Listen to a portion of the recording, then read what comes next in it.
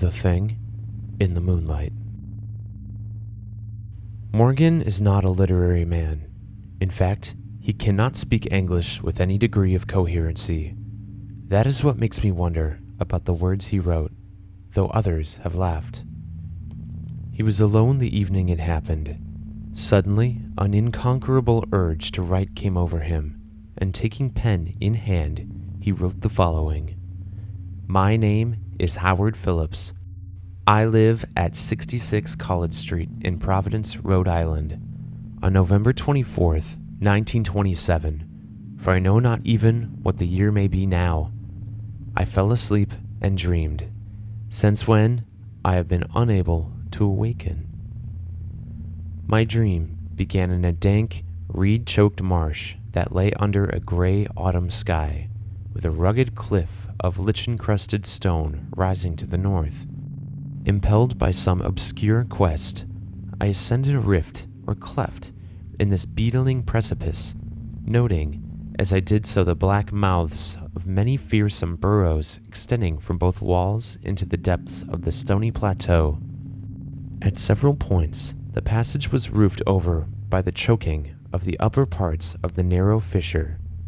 These places began exceeding dark and forbidding the perception of such burrows as may have existed there. In one such dark space, I felt conscious of a singular accession of fright, as if some subtle and bodiless emanation from the abyss were engulfing my spirit. But the blackness was too great for me to perceive the source of my alarm.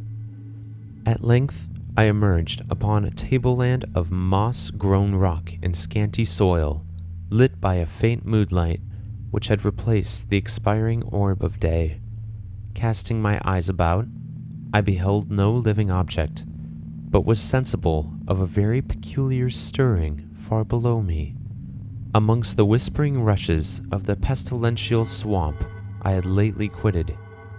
After walking for some distance, I encountered the rusty tracks of a street railway and the worm-eaten poles which still held the limp and sagging trolley wire.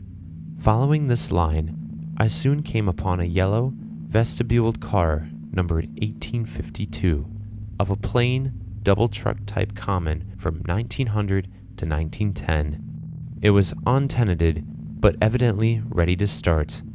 The trolley, being on the wire and the air brake now then throbbing beneath the floor. I boarded it and looked vainly about for the light switch, noting as I did so the absence of the controller handle, which thus implied the brief absence of the motorman. Then I sat down in one of the cross seats of the vehicle. Presently, I heard a swishing on the sparse grass toward the left, and I saw the dark forms of two men looming up in the moonlight.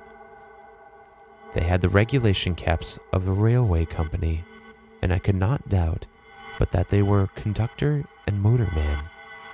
Then one of them sniffed with singular sharpness and raised his face to howl to the moon. The other dropped on all fours to run toward the car. I leapt up at once and raced madly out of the car and across endless leagues of plateau till exhaustion forced me to stop. Doing this not because the conductor had dropped on all fours, but because the face of the motorman was a mere white cone tapering to one blood-red tentacle. I was aware that I only dreamed, but the very awareness was not pleasant. Since that fearful night, I have prayed only for awakening. It has not come. Instead, I have found myself an inhabitant of this terrible dream world. That first night gave way to dawn, and I wandered aimlessly over the lonely swamplands. When night came, I still wandered, hoping for awakening. But suddenly, I parted the weeds and saw before me the ancient railway car, and to one side, a cone-faced thing lifted its head, and in the streaming moonlight howled strangely. It has been the same each day. Night takes me always to the place of horror. I have tried not moving. With the coming of nightfall, But I must walk in my slumber, for always I awaken with the thing of dread howling before me in the pale moonlight, and I turn and flee madly. God, when will I awaken? That is what Morgan wrote. I would go to 66 College Street in Providence, but I fear for what I might find there.